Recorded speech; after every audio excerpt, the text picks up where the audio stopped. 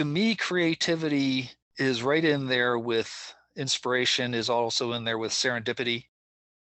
The things that you can't plan, that show up or don't show up, and you're not going to be able to control it. You can't control it. All you can do is be aware of it. You can control yourself being aware of it, but you can't control whether or not it's creative or not. And you can encourage your creativity, but you can't force it.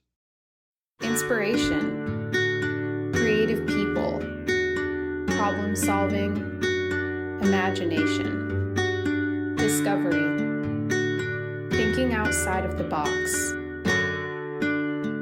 Welcome to InSpiris Audio Magazine, a podcast focusing on creativity, inspiration, and imagination.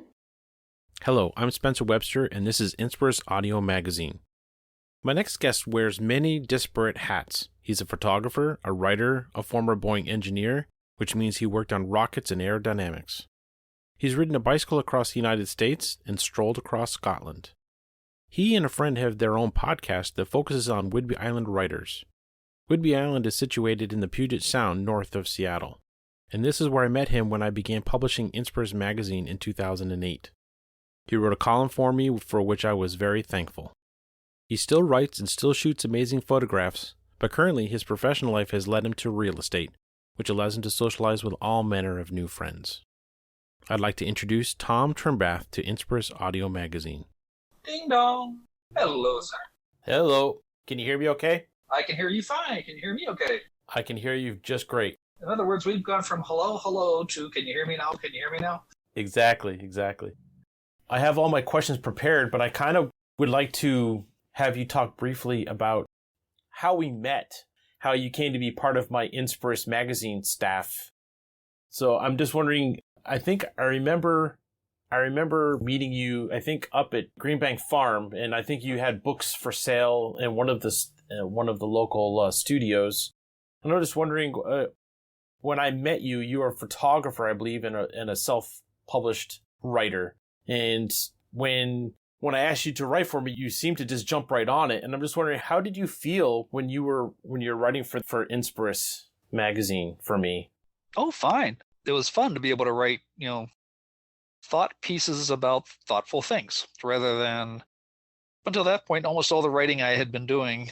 Well, when I was writing at Boeing, I was always writing stuff for technicians and scientists or managers, which of course are different audiences. And then when I started writing on my own, it was almost all nonfiction and chronological and those sorts of things, like bicycling across the United States, that kind of thing. And then when I got the chance to actually write something that was nice, short, and just on one topic, was refreshing. So yeah, I enjoyed it.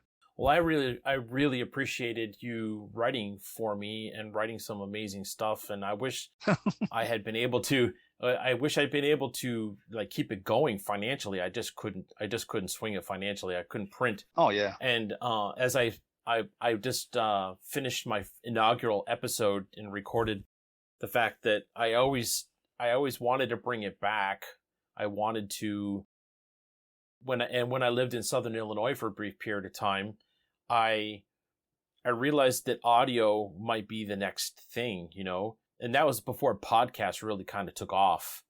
And smart man. And now here we are. And I think, as I said in my inaugural episode, I think audio is the next frontier when it comes to. I recognize that podcasts have been out for quite a while, but I think that if you have the skills to edit and you have the skills to kind of tell a story, or have a presence, in an audible format.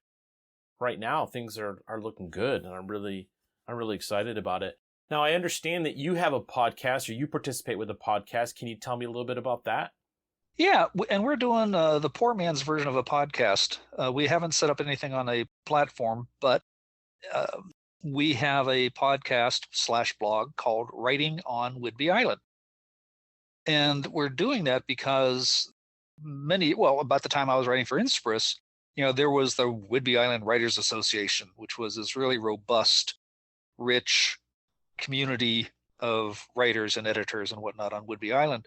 Had the conferences and all that kind of stuff. And we realized, well, it went away. And that's a whole other story in its own right. It's a case study in nonprofit management. there's something that needs to fill that vacuum to give voice to the people that are on Whidbey that are writers and that whole community. And we realized we can't do it ourselves. Don Scobie, who's my co-host and co-producer, realized we couldn't do it ourselves, but we could do one thing, and that is about once a month, we interview some writer or librarian or editor or publisher or whoever, and just talk to them for about half hour to an hour and a half about what it's like for them to be in that community on the island. And then we just put it up as a blog, and we put the audio up on the blog as well, and just then go out and put it on shared media, Facebook and all that kind of stuff, just so folks can kind of touch base and get a feel for the fact that they're not alone. And it's been growing nicely. I'll put it that way. And it has a size limit. The island's only so large. The community is only so large. But yeah, it's getting some traction, which is gratifying. That sounds really cool. I'll have to check it out. I think that's probably one of the reasons too, in addition to the recession, why InSpiris, it seemed to have only a limited scope. Like I tried talking to people outside of Mount Vernon and Snoqualmie and those areas, but it just didn't really take off. And then with the printing costs being what they are, I just kind of just put it on hiatus, as you're aware. Mm-hmm.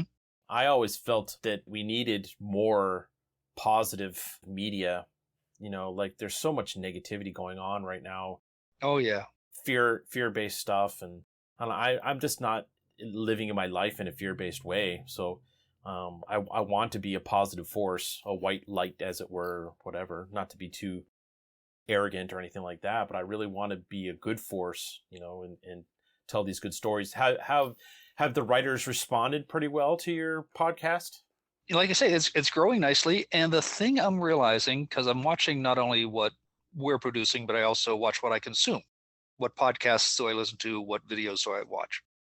And I'm recognizing that if you do it right and you stick to local color, here's what the people are doing on the island, but you also then try to include general themes. This is what it's like to be publishing a book during a pandemic, or this is how many times you go through a draft of a book, a manuscript, before you actually get to being done.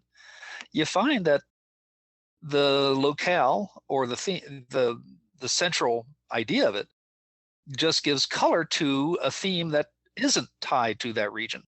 And it just almost gives it an identity. But the topics can still be useful to anybody who is a writer, in this case. My favorite one, there's a geology professor in Central Washington over at Ellensburg. And he just talks about geology of the Pacific Northwest. And he gets thousands of people watching his video because he brings it back to, this is how we look at geology in the Pacific Northwest. And you can hear in that, here's how you would look at geology if you're in Switzerland or Australia.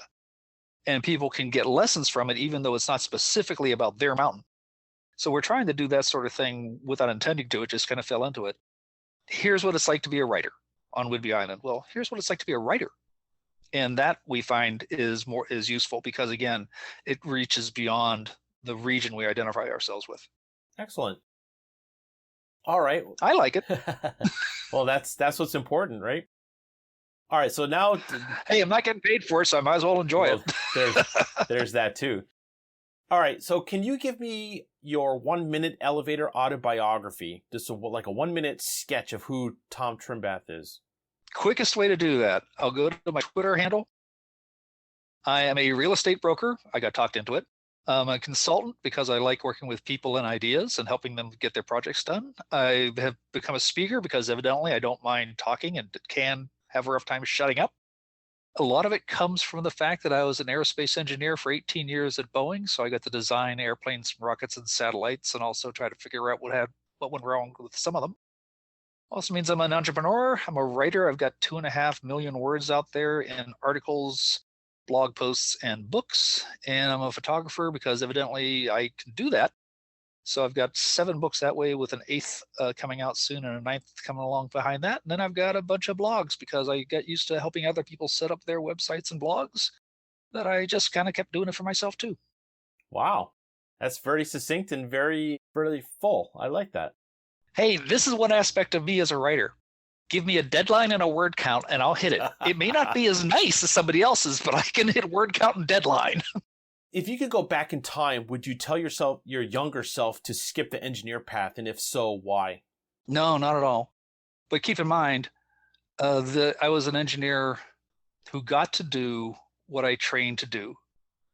I was helping design the next generation space shuttle and design airplanes everything I did was commercial. And that was fascinating work to be doing it. The problem was that I was 12 years, 15 years out of sync with the industry. I was just past the Apollo phase and just before the SpaceX phase. So it was the wrong time to be in there. But I can't say that it wasn't good. It was actually really good. The only reason I left is because I had enough money to retire. That and the fact that, okay, there were some people there I didn't like. But aside from that. That's always the case, it seems. But what I would have done is I would have trusted myself more when I was in high school and junior high school, when I got my first camera and when I first started writing for the school newspaper, because I was willing to build my own enlarger back in the days of print, film prints. And again, when I was on the school newspaper, one of the things I did was they'd say, we need 3.5 column inches by 6 o'clock tonight. We don't care about the topic. And I'd give them 3.5 column inches. And I just thought that was a fluke. I didn't realize until 2007 that was a skill. So if I'd realized that in 1977, that would have been decades where I could have developed that and given it the proper respect that it was due. And I didn't do that. I missed that part. Well, doing column inches by a certain deadline it can be a difficult task if you have writer's block, or if your topic just isn't as strong or as robust as you want it to be. Or I have taught a class, or I've proposed a class, which is make the white page fear you, because writer's block is not an issue for me. It's just, here, I'm coming at you. Get ready. Do you still teach that class? I never actually pulled it together. It kind of fell apart because some of the weirdness in the world started happening, and it didn't have the support for it. But because at that point, what you're having to do is you're having to go into a group where there is that phrase, the blank page, the white page, the terror of the blank page. And go, no, you don't have to have that. And that challenges a paradigm, to use that term, to say, no, it doesn't have to be that way. And I've talked to some other writers who have the similar experiences that I've had, who also don't have that issue. I'll give you an example. And if I'm going too long, just say so.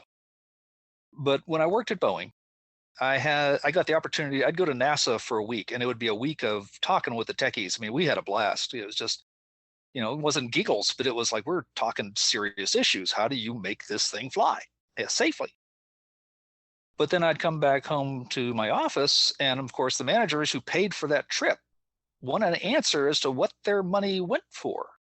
So within the first 2 to 3 hours of that day back, I would have to crank out 500 words explaining why I just spent millions of their dollars. So there's no pause. You have to just sit down and start bashing it out. And then you have to make sure it's in manager speak rather than engineer speak. So I was talking to somebody else who used to work for the State Department. And she was in other countries. And she said, we would get somebody knocking on our door like 1:30 in the morning. They'd been mugged. They lost their passport. They'd lost all their money. What are they going to do? And she said, we would get 6 sentences. We'd get 15 minutes to compose 6 sentences and get the message out to the United States so they could get their help. And people get to work in environments like that where you do not have the luxury of putting it down for 3 days and then coming back to it. You have to produce that. And not as a stunt, but that's the nature of the job. So for me, what that means is I recognize that I can produce quantity and evidently at some level of quality, but I used to dismiss it because it wasn't the highest level of quality that everybody else talked about. But I now finally recognize that also means I can get things done. And a lower quality piece that gets done can have more value than a high quality piece that never gets finished. So that's why I just look at it for myself. The way I put it is they're sculpting wood sculptures that are gorgeous.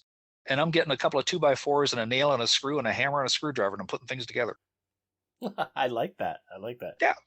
I'll have to take that for myself. Go for it.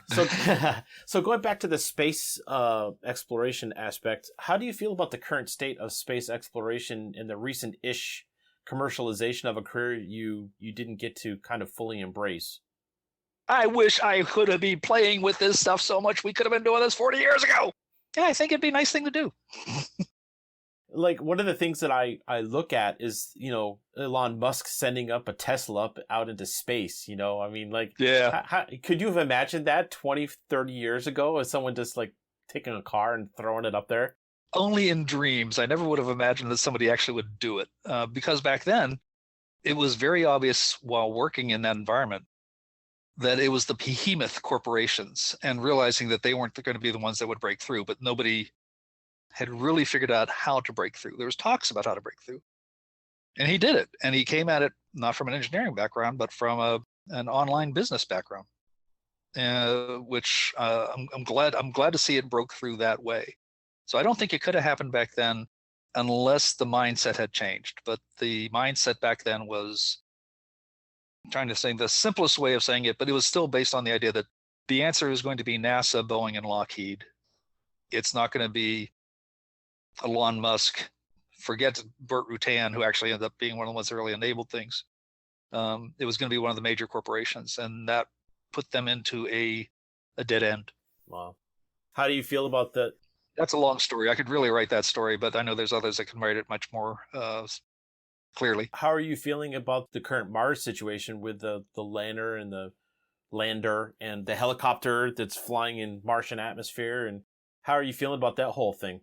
In 1980, our design project to graduate was to design an airplane or a vehicle that would fly in a satellite to Mars, deploy midair, and then fly around parts of the planet. And sure enough, I look at that and we were actually working the right stuff at that point. We were a bunch of seniors in college and we were working it, and it's so glad to see it now, and also realize it took 40 years to get here. Yeah. Yeah. I think one of the recent photos right after the craft landed was the 360-degree photo that it took, and you could see the Milky Way so clear. I love seeing that. Hey, but you were talking creativity, and that's the one thing that actually, all those things I listed off, except for real estate broker, almost everything that I have on that list, including the engineering, goes back to creativity. Please tell me more. I want to hear it. We'll be right back after the break. If you have ideas about people I should connect with for inspiring conversations about creativity, please get in touch with me through my contact page at InSpiris-podcast.com. And now, Tom will tell us how aerodynamics is imbued with creativity. Well, we don't have a second generation space shuttle because we can't just build the same old one again. You have to think of new ways of doing it. You have to be creative. If what you're trying to do is rebuild the 747, you don't need creativity. If you're trying to come up with a new supersonic transport that actually would work as compared to the previous ones, you have to be creative. So we had a number of sessions. I won't go into all of them, but there's one in particular that really drives it home to me.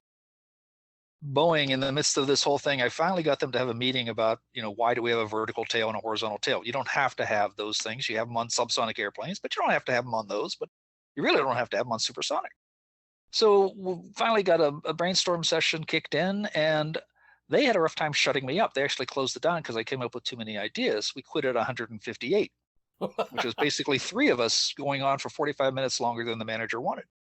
So we just ended up back with the same thing that they had before, and there's technical reasons why they shouldn't have done that, but, it failed. Idea, I think it was 115, ended up being the one that Richard Branson's vehicle has.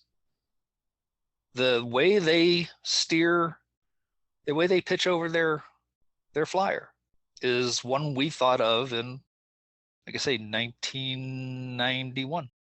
And so the creativity is there. And that's the thing I love about engineering is not about just doing what everybody else has done. It's you've got a problem, nobody has a solution, come up with a solution. And by the way, do it now. That has It's obvious how that worked in writing. It's obvious how that works in photography. In consulting, that's one thing I love doing, is working with other creative people, whether they're inventors or artists or entrepreneurs. It's like, yeah, the old ideas aren't going to work. Let's come up with some new ideas. How are you going to do it? And to help people come up with their new ideas. That's a creative process. And then, of course, the other stuff, I'm creative in my own right. So creativity, it took me until I retired from Boeing to actually realize, keep in mind, I retired at 38, so this is a while back, was to realize that there are a lot of people out there could really benefit from having somebody who not only is comfortable thinking of creative solutions to things, but who's also willing to encourage other folks to come along and encourage their creativity to solve their problems their way. And throughout those whole things, it's obvious. You look at the innovations that are happening in business and technology now, and it's people that they're landing rockets on boats and bringing them back into shore. They're launching race cars around the world, around the solar system, Is there a particularly memorable solution to a problem that you use creativity to kind of steer in the correct direction? There's so many to pick from. And yet at the same time, since we never built the things that I really helped design, it's hard to emphasize any of them. And also partly because those are all Boeing competition sensitive, and I'm not really supposed to give any details on them. Fair enough. Yeah. Yeah.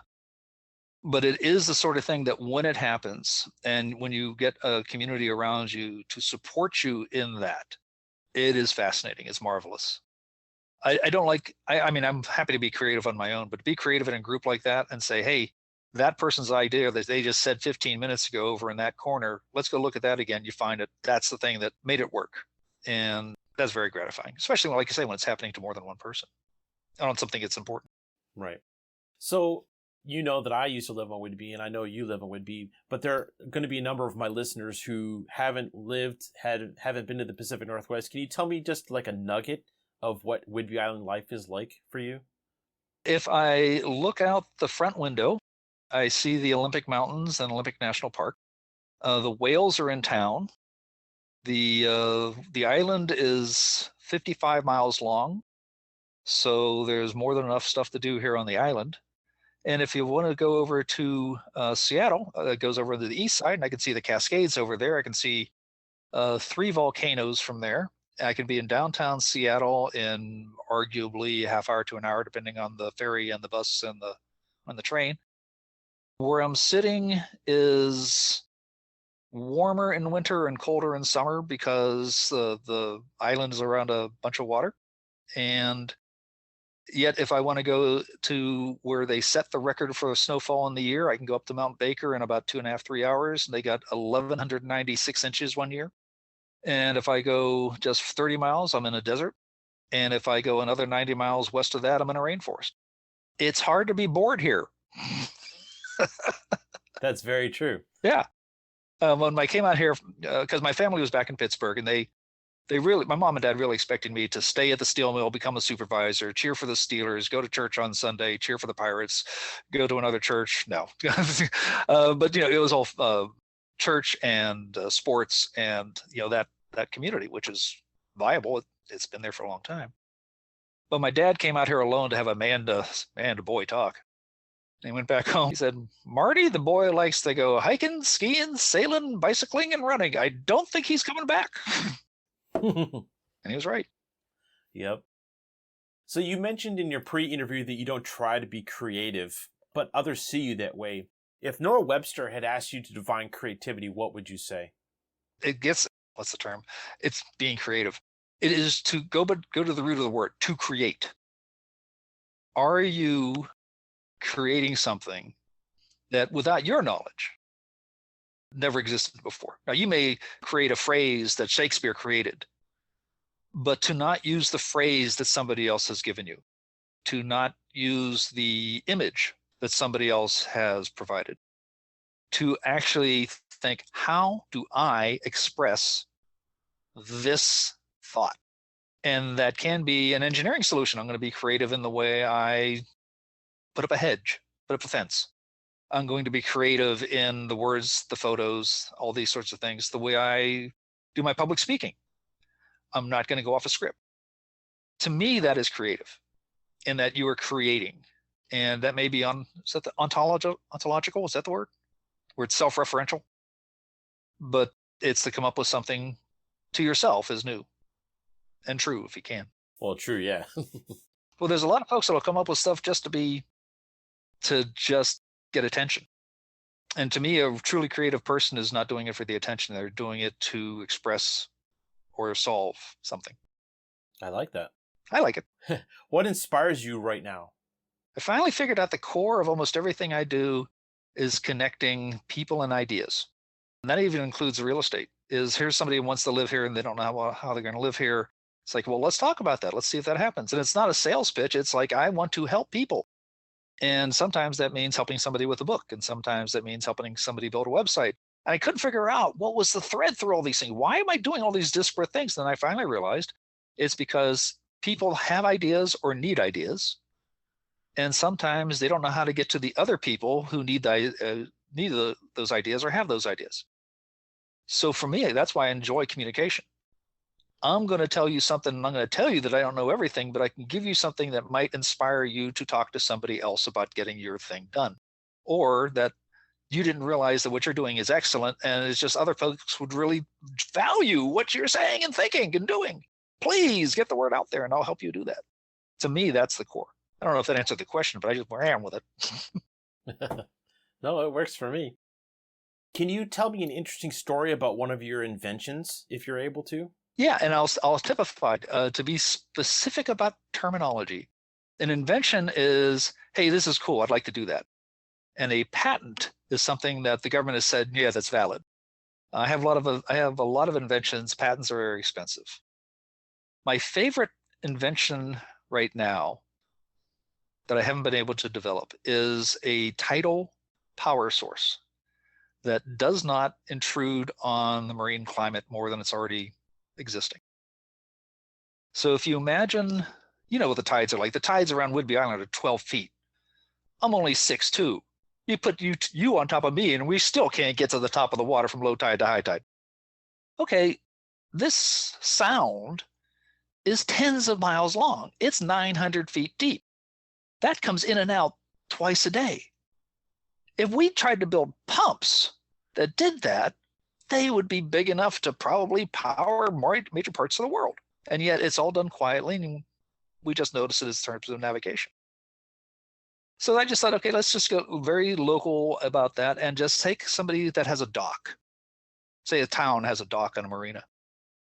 That dock is going to rise and lower 12 feet twice a day. Imagine how big a crane it would take to do that. That would be an awful lot of fuel.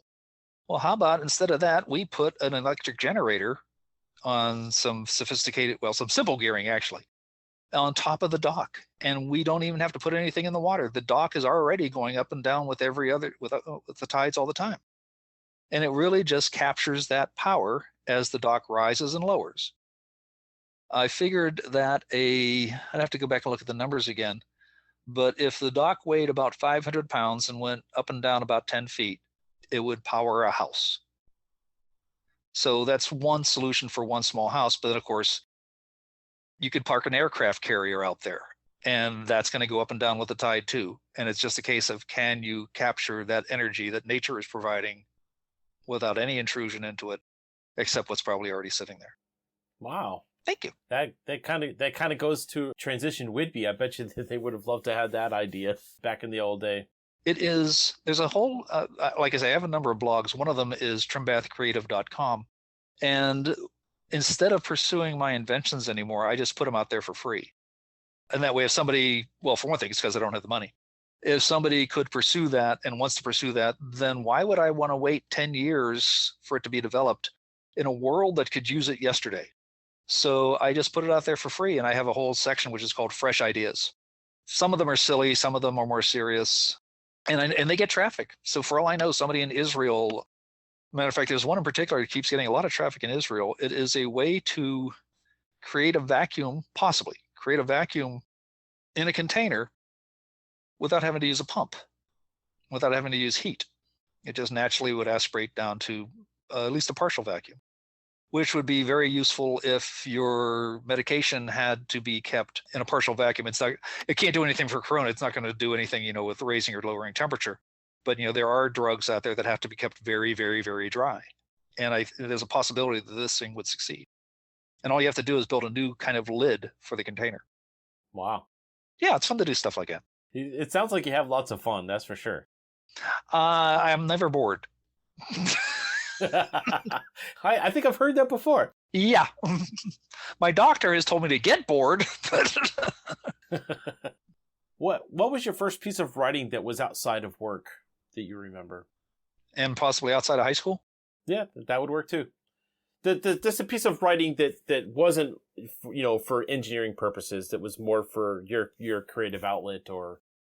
There's a story that I wrote that was 8,500 words, and the people involved, it involved a dead person, and the widow asked me to never publish it. But I was told it was some of the best writing they'd ever seen me do. I had to sleep with a dead guy who had died on a trail climbing a mountain.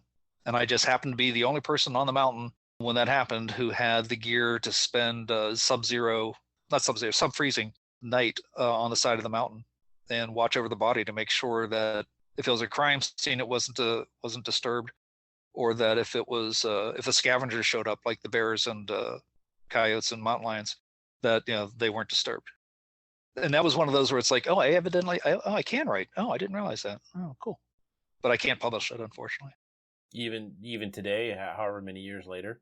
It involves 3 nationalities, 3 nations, a trail on a mountain near the border between the United States and Canada, and a couple of women, one of who was married to the guy that died and one who wasn't. Ah. And only one of them was on the trail, and you can imagine it wasn't the wife. Oh, no.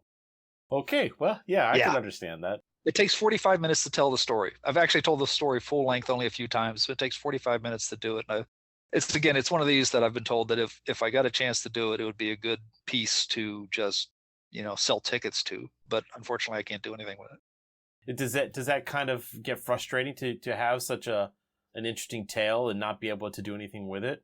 There's a braggart side that I always guard against. I have exuberance and enthusiasm, and sometimes that comes across as bragging. I really guard against that. And in a case like that, I really don't want it to be something seen as me bragging about somebody who died. Yeah. And I'm sure there are some folks out there that would see no problem with it at all. I mean, it was 20 years ago, and the people that were involved, I'm 60, and the people were 10 or 20 years older than me. Yeah, but no, I'm not going to go there. Gotcha. I'll tell you about it, but I'm not going to give you any details. So, I doubt that I know somebody could zero in on it, but yeah, I don't need details, but it sounds like an interesting story. Mm-hmm. And I'll leave you with this teaser if it ever comes up. Okay. Where the 911 operator got so ticked at me because of what the deputy told me to do that she didn't tell the helicopter where I really was. So when the helicopter showed up, they were 1,500 feet below me, and I was lucky that they found me. Oh, wow. Did you get to have a conversation with that person later? Nope. Yep. Oh, man. I was not happy with it. Yeah, I can imagine. Tom will reveal what it means to be a photographer after the break. Are you an artistic person? Are you inspired by new ways of looking at the world around you? I'd love to have you as a guest of the show here at InSpiris Audio Magazine. You know where to find me at the contact page of the show's website, inspiris-podcast.com. Welcome back to InSpiris Audio Magazine. All right, on a different note, what does it mean to be a photographer? For me, to be a photographer, I found it matches nicely with writing. Because writing, you're always writing about the past or the future. You can't write about the present because you're busy typing and you can only be typing one letter at a time. Photography is nothing but the present. You have to be taking that photo now because the sun is moving, the moon is moving, and you can't contemplate it. You have to act. The one distinction a friend of mine and I both identified, because we thought we had similar ideas on photography, and then we realized we had 2 different ways of looking at the world. I try to photograph the world the way I see it. He likes to photograph the world the way he wishes it would be. So if there's an extra seagull in the picture and it's doing something that distracts, I'm still going to take the photo. He's going to edit it out. And it was interesting. It took us years to kind of figure out why did we do it? We're looking at the same picture and he's complaining, you should have done this. I'm going, well, I wouldn't do that because I wasn't there. So I am chronicling the world. Though, of course, there's always editorial bent in that, because am I looking at making it look pretty? Where am I focusing? What am I framing on? And other folks are saying, yes, but it could have been like this, and I wish the world was that way. And they're both valid points of view. Well, one is for me, one is a photograph and one is a composition. There's a bit of a difference. Yeah. It's basically, you are painting with light yourself, but that person is really painting a completely different picture, right? So if he doesn't find the lighting he wants, he's more likely to go out and get a lighting rig. If I don't find the lighting I want, I'm going to say, oh, that lighting isn't there. Yeah. And there's that difference. But the other thing, just like I say, I nail boards together instead of a wood sculptor. When I'm doing my photography, it is almost all exclusively in long-term format. Many of my books and many of my photo works are 12-month studies. So I'll go to a place for 12 months in a row. I'm not going to live there, but I'll visit it 12 months and try to show what's the story of that site over the course of a year, rather than saying, here's a pretty picture from it. I'm trying to introduce people to a place. And by various measures, I'm successful and unsuccessful. It's not like I'm making money, earning a living off of it, but I'm known for it. So there's something there. Have any valuable lessons come up as a result of you trying that format over the years?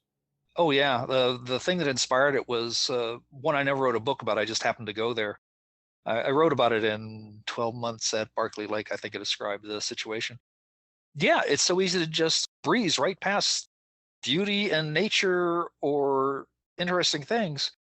If I go to the same trailhead, if every August I go to the same trailhead for a hike, I focus on the drive and then there's the trailhead. But if I go there 12 months out of the year, in the wintertime, I'm probably going to be miles from being able to access that trailhead because it's going to be under 10 feet of snow. So I purposely can't, logistically, I can't get any closer to that trailhead. And that means that I've spent more time hiking, bicycling, or skiing along that access road, seeing things that I drove by at 30 miles an hour before. And now I'm going, this would have been a fine place to have the trailhead. This would have been a fine place because these places are beautiful. And it makes me appreciate that much more. Sometimes just stopping the car in a random spot and realizing that there's nothing magical about being on the other side of the trailhead. There's something magical right here too. We just happen to build the road longer here than we did in some other places. Do you find that magic is a big part of what is missing from our collective society, as it were, or? Not if you live on Whidbey. Fair answer. I have never seen, there's only one other place I've ever seen such a marvelous mix of creative, spiritual, passionate people, and to realize that very few of them agree. It's all walks of life. Yeah. It's all walks of life. Yeah. And, there are people here that will do it's midsummer night, so they're going to go off and they're going to go dance naked in the meadows. Okay, fine. But there are also folks that are going to be saying, it's Easter and this is a devout time. And they're not people on islands. Actually, this is something that wasn't just me. I think it was a sociological or anthropological study. People on islands and mountain villages, places that are remote, attract people who have decided how they want to live. And they have to make a commitment to living in those communities. They may not agree with everybody else, but the thing that everybody else there has, whether they know it or not, is they've decided to be there. If you live in a city, it's easy to, just because the job changes a little or you just get tired, you move a mile or two, and you can eventually get yourself into a number of neighborhoods, but each one's just a slightly different version of the previous one. There's all this overlap, which actually has got its own benefits. To move to an island, you have to say, I'm going to be on the other side of that water, and if the boat isn't running, I'm stuck on the island. that is something I didn't appreciate until I lived here. And being here, I now would have a rougher time living in some place that didn't have that sort of boundary to it. Partly because, well, I like islands and mountain valleys, but also because there's that character of the people as a result. You mentioned in the pre-interview that you found that creativity is more consequential than intentional. What do you mean by that? It's hard to be intentionally creative, and it may be consequential has other meanings. Consequences lead to creativity. It gets into the thing, invention is the mother of necessity. To me, creativity is right in there with inspiration, is also in there with serendipity. The things that you can't plan, that show up or don't show up, and you're not going to be able to control it. You can't control it. All you can do is be aware of it. You can control yourself being aware of it, but you can't control whether or not it's creative or not. And you can encourage your creativity, but you can't force it, as far as I'm concerned. You can force solutions, but I don't think you can force creativity. Have you ever read any of Terry Pratchett's Discworld books? No, I haven't. Until J.K. Rowling came along, he was the top-selling UK fantasy writer. He has over 30 books. And he is he has fun with ideas. One of the ideas he has fun with is inspiration particles, where inspiration particles are just flying through the universe in uncontrolled directions, no destinations, no source. But if it runs into you, that's how you get inspiration. Now, the man wrote over 30 books. He got a lot of inspiration, but he felt it was that capricious. It wasn't something that you could generate the inspiration particles, just whether or not it ran into you or not. I like that idea. And I use that in my own writing, actually. I think for me, one of the biggest thrills is to be like driving somewhere or doing something innocuous and then have an idea, just go boom and write a whole novel in your head. Yes. Okay, now to actually get the words down. And it took me a long time to realize the value of those, how uncommon they were, and to learn to respect them. Because it's in there, oh, that was a neat idea, and you just kind of brush it off. Mm-hmm. Because really, in polite society, folks don't want people that just keep coming up with new ideas. It's like, oh, if you put this in that, we'd get. No, they don't want that. There's a recipe for that rum punch. Everyone's going to come up and want that rum punch, so you make that rum punch by the recipe, maybe with a little bit of a tweak. Get into an artist community, well, like you said, not just the artist community, but you get into a community that wonders about things and values creativity, and the conversations are just way more fun. There's no control on them, but there's way more fun. The favorite one I've had of that actually was up on one of the few places that is more woo-woo than Whidbey, which is the Hollyhock Resort up in Cortez Island in British Columbia. And we had a serious debate about whether or not the sun was conscious. This was about 10 years ago. And by the end of that, we'd found, I will give myself credit, I'd found a way to measure it. And it's basically, it's a silly idea, the sun being conscious. How could the sun be conscious? Well, if you believe in the Gaia philosophy that the Earth is conscious, is a life form, and that is based on complexity, the sun is large enough to have an awful lot of complexity. If there can be complexity generating life here, can there be complexity generating life on the sun? And by the way, that's one of the things that is an implicit in the science fiction novel I'm writing right now, is life and consciousness being generated from complexity. Well, I like that idea a lot, actually. That's really cool. Yeah, trying to get it actually into something that's entertaining is the tougher part. Yeah, well, when I was in college, I had a professor who said, that cows had a bit of, feelings and sentientness, and why would we slaughter cows? And I was like, cows don't have feelings. What are you talking about? Then you watch a young girl playing a violin at the edge of a pasture, and all the cows come and they're listening to that music, and they're like, what is this? And you're like, oh, maybe there is some truth to that. Or the plants are alive, mm-hmm. and they have feelings, and they're all family. I watched a documentary when I was in Key West last year, or the year before, 2019, about mycelium, all the fungi, and the guys from the Pacific Northwest. Paul Stamets. And that was incredible, to just this idea that we have no idea what's going on underneath the surface of things. This illusion is pretty amazing, actually. So what do the words pragmatic and realism mean to you with regard to opportunity? Oh, nice balancing act, dude. I like that one. If I followed my intuition from some things that came to mind about 10 years ago, I would have just quit working. Just basically, oh, don't worry, it's all going to come out okay. Don't worry about it. Don't worry about it. Don't worry about it. But the reality is, intuition can be very subjective. There's a very objective thing, which is you got to pay bills. And if you don't have any other backup and you're not willing to take the risk of just putting everything on a whim, then you got to have something there. You got to be cranking it out. You got to be earning income or at least making sure all the needs are met. And that means taking jobs that you wouldn't otherwise. I mean, it's not like I was trying to become a real estate broker. A very good friend of mine saw that I was having a rough time getting a job. I'm overqualified, evidently. They said, well, you'd like to talk to people and you like to solve problems, so how about being a real estate broker? And they helped make that happen. And that was not based on intuition. There's a little bit of it in there. But it was more pragmatically, I have to do this because there are necessities in this society.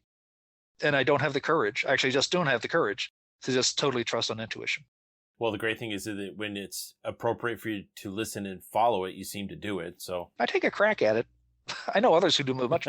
I think you do a much better job with intuition than I do. Oh, really? Yeah, heavens yes. Look at all the places. Look at all the experiences you've had. Look at all the places you've been. That's true. Like when I talked to Jillian, yeah, it's crazy. Like we got back to Washington in March of 2020, right as COVID is really kind of rearing its head. Yeah. And we got into a house. It was a year since then. Now we own a house. Yeah. And all these experiences that we've been having, like 2020 wasn't a bad year for me. It also means it's really tough keeping track of you. Well, I'm in Shelton, Washington now, so you yeah. I'm slowed down for a little bit, even though I've got a fast car. Uh-huh. When we come back, Tom will share with us some of his aspirations that didn't quite come through for him and how this has impacted his life. If you like what you hear from InSpiris Audio Magazine, please consider donating coffee over at ko-fi.com/InSpiris_audio_magazine. I really appreciate your support. You mentioned aspirations. Do you have any aspirations that you didn't attain that kind of disappointed you that you didn't get to do them? Yes. Especially from the standpoint of being 62. There's a thing that happened in my life called a triple whammy. That's where I lost the 98% of my net worth. Because of that, there are 10 years of experiences. They weren't exotic. They were just hikes and skiing and cycling and things like that I couldn't do because it costs money to go to the mountains.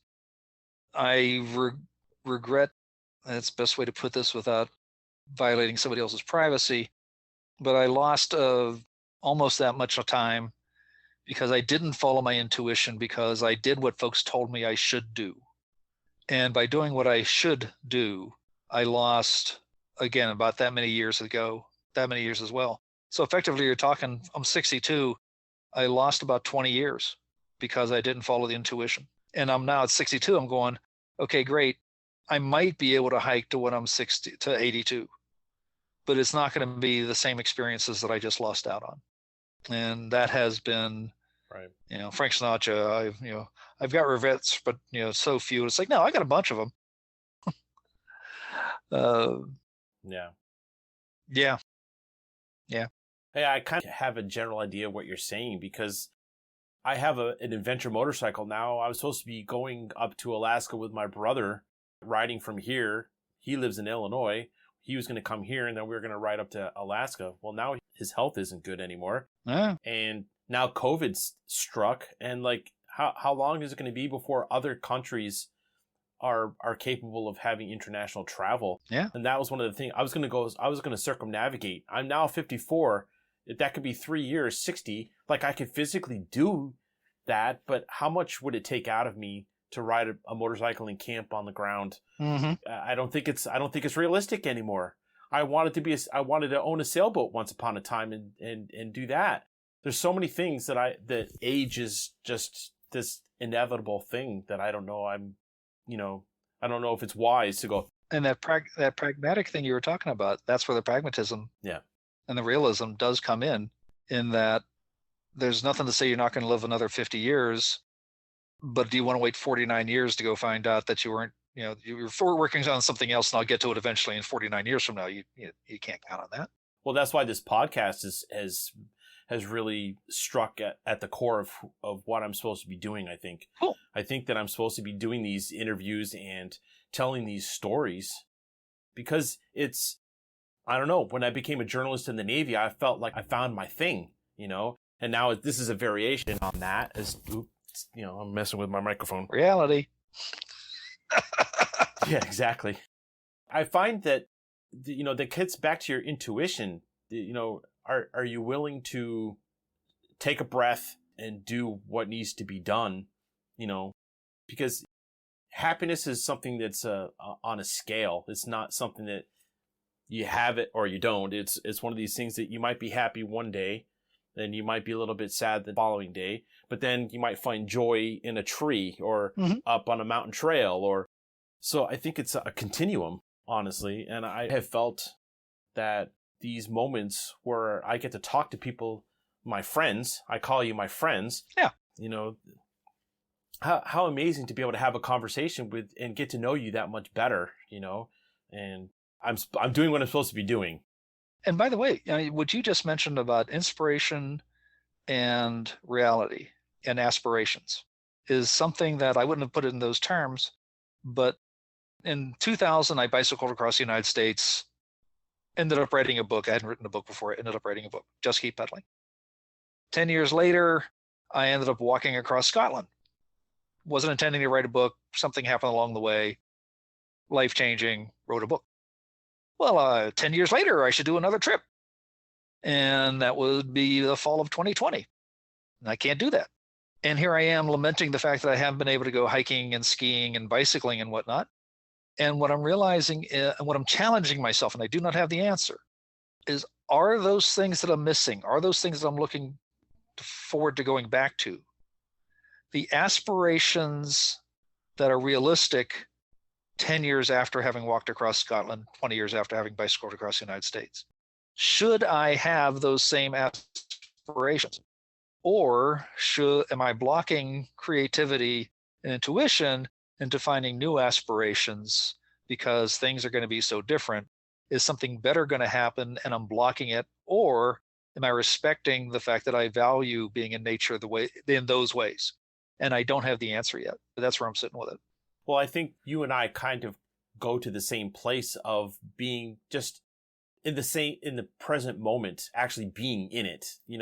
That's one of the things that I have come to define prayer as. It's not asking the creator, God, universe for something. It's being grateful for what you have, even if you don't physically have it in your grasp at this particular moment.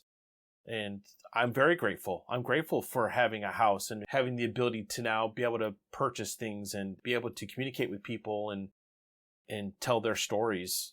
I'm grateful for this. I'm grateful for you, Thank you. And it's... I'm glad you're doing what you're doing too. Awesome. So can you tell me a story about Lao Tzu's teachings that made your life fuller or better? Oh, yeah. If you explain it, you can't understand it. You don't understand it. If you explain it, you obviously don't understand it. If you understand it, you obviously can't explain it. And to take it back to a more scientific and an anthropological point of view, our language and our senses cannot have all the tools and resources that we need to adequately perceive reality and understand it. Just because we have these senses doesn't mean there aren't 5 more that some other animal has or that would be necessary to survive in some other part of the universe. Language is limited by the characters and the letters that we use. So there are certain concepts that are possible in symbolic languages like Chinese that are not possible to translate into character languages like English, simply because they can have an idea and an icon that can't be expressed any other way, and we try to put it into an alphabet. But at the same time, our alphabet can describe things by creating new words based on those letters and words that may not be as readily translated into a symbolic language that has a fewer set of words. Do you have any kind of example of the situation that is meaningful to you? It gets back to, there's two individuals I know that the one will pontificate on philosophy and the reality of the world at great length. And I get the feeling he's missing something. And there's another guy who's incredibly quiet, who just every once in a while just comes up with a bit of prose in haiku that just is indescribably good. It's a sort of, I think that's the conversation that's, to put it into a simple answer, you get that kind of thing. And then to go the next level down takes another hour and a half. We're in this universe, and we just happen to be halfway between the infinitely large and the infinitely small. We just happen to be in the middle of that. If the gravity turned off, you could fall for billions of years and not run into anything. And yet what we're standing on, which seems solid, is mostly empty space, and we don't fall through it. Isn't that crazy? Yeah, and people get bored. Yeah, well, you might enjoy a book that I read in college that I still quote on a daily basis practically, and that's The Holographic Universe. Oh, okay. And that book was incredible, and it helped me realize that, yes, there's more space between atoms than solid. Like, you should be able to put your hand right through the table or whatever, you know. Well, why can't we? Well, it's a matrix. Okay, but still, why? All right, well, that tells me that we're an illusion. We're in a hologram, and, you know, the nature of holograms. Yeah. What is it? They figure there's at least an 80% chance that you're living in a simulation right now. That's why the Matrix movies were so revelatory to me, because it was very fantastical, that set of movies, but they were speaking to philosophy, and they were speaking to the nature of reality and what is reality. And a lot of people, I think, they don't get beyond the surface of things. They don't look between the atoms, you know? Yeah, really. So I really appreciate those ideas. Yeah, for those who are listening to this, or this transcription or whatever, if you are interested, not only is there a director's cut, the director's voiceover of the movie for the first movie, but there's also a philosopher's one, which has Cornel West and a couple other philosophers talking about the concepts that are rolling by in the first movie. Yeah, I really enjoyed that. I actually bought, when I was in Guantanamo Bay, and I bought it was a 10 DVD set and included that. Yeah. I really, really enjoyed that a lot, actually. Yeah. Simulacrum and all that stuff. Yeah. After the break, Tom will tell us what books he'd read more than once and why. Please consider subscribing to InSpiris Audio Magazine. Not only will you earn my great appreciation, but as a thank you, you'll receive access to content not found in the episodes. You'll also receive advanced notification that a new episode will be released. You can subscribe at InSpiris Audio Magazine's website, inspiris-podcast.com. So what is a book you've read more than once, and what are the changes in your perception and what it's taught you? Oh, I mentioned Terry Pratchett. I'll go back to it again. For those who've never read it or heard about it, a lot of the fantasy novels are based on medieval Europe. So there's castles and knights and kings and queens and all that kind of stuff. Maybe some dragons. Or they may be based on Tolkien, which is, orcs and dwarves and whatnot. He has that. But to have fun with the reader, and these are humorous, but they're also very thoughtful. The world is flat. It's a disc that rides on the back of 4 elephants that stand on a turtle that is swimming through the universe. So he went to Mesopotamia and started playing with that worldview, and then put the medieval European worldview on it. And then certain books go off into China and Aboriginal Australia, and he has witches and wizards and whatnot.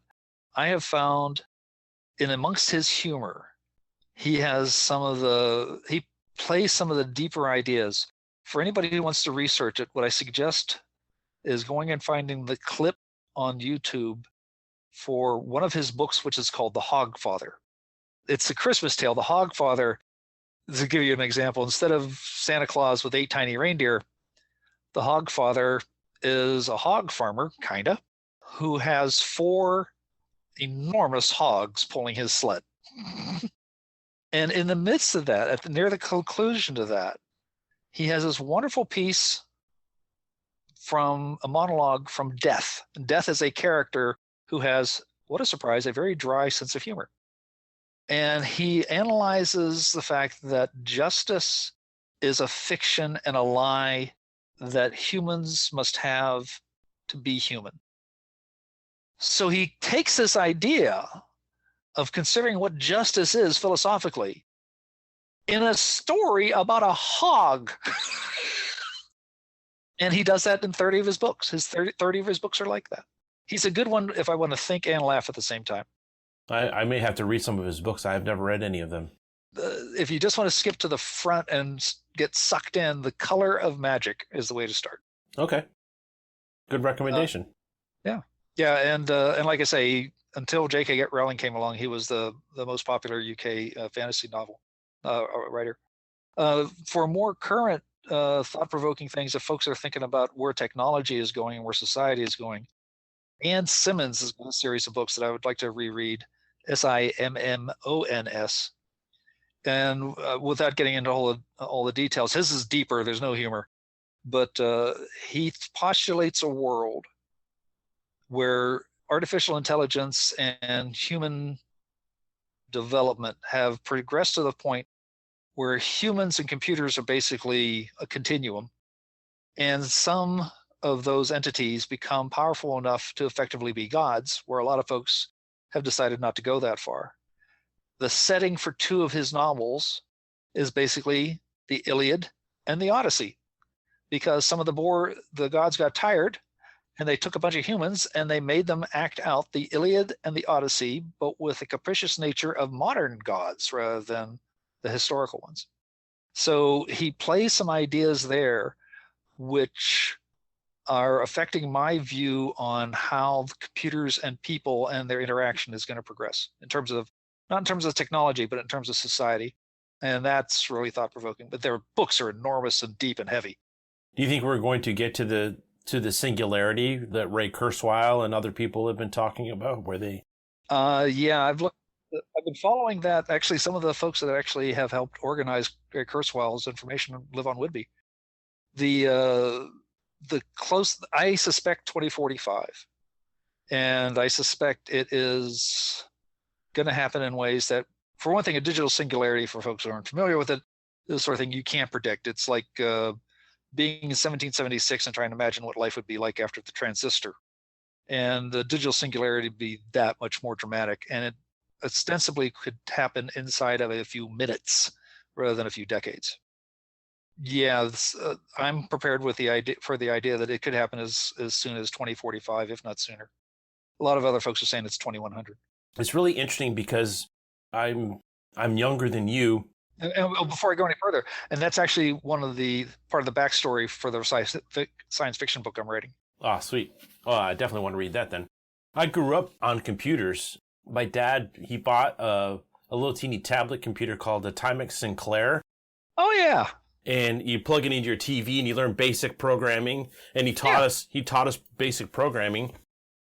And then CDs came out with music on them, obviously. He said, you wait, these will be in computers one day and everything will change. Because back then it was 5 1/4. Well, there was 8-inch, then it was 5 1/4, then it was 3.5-inch floppies. And we were programming stuff on, cassette tape, right? We were doing, I had that. And so, and now we have a computer that's more powerful than the lunar lander in our pocket, and so.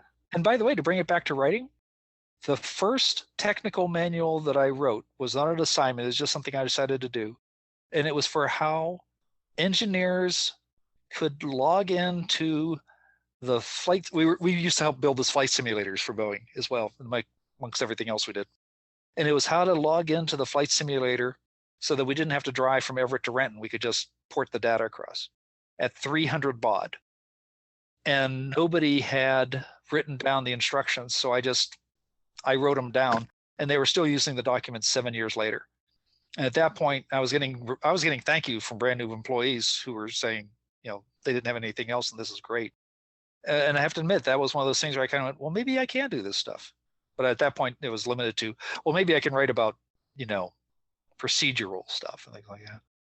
But yeah, there was a time limit. There was a 300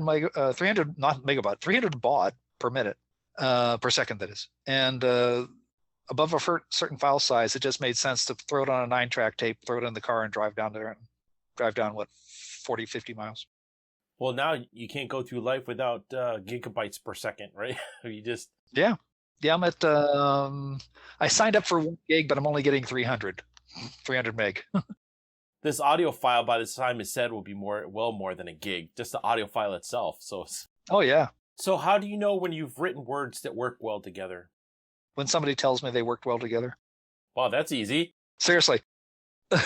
Well, when I'm in journalist mode, if I'm on deadline and word count, it's usually on a very constricted deadline and word count, in which case I just rely on the editor and the public. If it's in a book, after my first book, I realized that I want to be able to read my book out loud at a public event without having to edit it for the audience. So one of the final things I do is I'll go through and I'll read the book out loud. And does it come out orally as well as literally? I know that, and I know how that works too, because I'm going to be narrating my novel. Oh yeah. And it does change how you edit the piece, because it doesn't sound as good sometimes when it's just written down, right? Right. You have to do words work well in such a way that that flows off the tongue without tripping yourself up, right? Yeah. So. Yeah, and I didn't understand that until the first few times I actually did a book reading and actually read from it. It was like, ooh, that's not good. And yet, that's still my best-selling book. All right. So the final regular question is, what is the importance of doing? Also not doing? To find a balance between doing and not doing. If all you do is to consider and think, oh, that's how Rene Descartes ended up in the situation that he did when he said, I think, therefore I am. He got himself so wrapped up inside his own head, he had to find a way out. If you never go inside your own head, you're just living habits and what other people tell you to do, because they're the ones that are giving you your roles, your values, your judgments, your shoulds. But if all you do is sit inside your own head going, what is truth and what is beauty and whatnot, and you never actually experience anything, then that can totally be an illusion and a fallacy. And I think you got to do a bit of both, so you can kind of go, what's really me and what do I want to do? And that is very, very much so what's been going through my head as we're coming out of the back end of this pandemic. Well, I have something that's probably less important. I go through periods of time where I play lots of video games, and one of them is a racing car game. And I built this simulation pod, and I had a steering wheel and a shifter and all that kind of stuff. And it was right about the time that I was getting my adventure motorcycle, and I realized, it's fun to play this video game, but I'd rather get out into the actual mountains on my real motorcycle. And that's what I did. I put the game away for a little while, and I said, okay, I'm going to go up and explore the mountains, Uh-huh. And that gets to that. Sometimes you have to get out of your head, like you said, and actually just go do. And that, again, that's what this podcast is like. I've got to get a website made, and I've got a task list of things, but actually interviewing people is like the first step. If I do one step a day, I'm making progress. I can't just be thinking about doing a podcast, because it'll never get done. Yeah. You're doing it. You're good. Yep, exactly. All right, so now is the rapid fire questions. What are you curious about right now? How we're going to get from here to the digital singularity and get beyond it. Good answer. Invisibility or super strength? Invisibility. Why? Because super strength, usually folks don't realize that if you push on something else has got to push back. And if you're able to knock down a building by pushing it one way, you just ripped up the ground underneath your feet. I hadn't thought about it that way before. That makes sense. Read Man of Steel, Wound of Kleenex. Okay. What do you miss most about your childhood summer vacations? Not having them now. Nothing. Wow. That's a pretty defined answer. Yep. Thought about that one a lot. Okay, then. We'll have to come back to that for another topic at some point. That involves a couch or 2 bottles of wine. Okay, I'm there. Either be a psychiatrist or a drunk, one way or the other. If thoughts become things, what did you just create? Opportunity. Okay. You're on a train trip across the country and can only bring 3 things. What are they? Oh, I've already done this. A bottle of whiskey, William Shakespeare, and something for electronics. Okay. All right. How can people find you and your work? Lots of different ways, but the easiest portal to come into is either trimbathcreative.net, which is basically a blog, but everything branches off of it. Go out to Amazon, and I've got an author page that leads you to my books and everything else. Or if you want to come in through social media, Twitter at TETRIMBATH. Okay. Is there anything that I didn't ask that you would like to close out with? An hour and 45 minutes in, there's always more, but I think you've got enough. All right, cool. Tom Trimbath is one of those people you meet who is effusive with energy and humor. He gives of himself to the community around him, and the community is stronger with him in it. We spoke about island life, science stuff, and how he got started in writing. But there is a whole bunch more to this gregarious man, but as he said, an hour and 45 minutes, edited of course, is enough. If you'd like to have a conversation with him, go follow him over at his website. I'll have that web address in the show notes. InSpiris Audio Magazine is produced by Spencer Webster and SP Webster Press. Music is provided by Leland Hirschman, and intro narration is provided by MacKenzie Webster. And remember, creativity is in your future.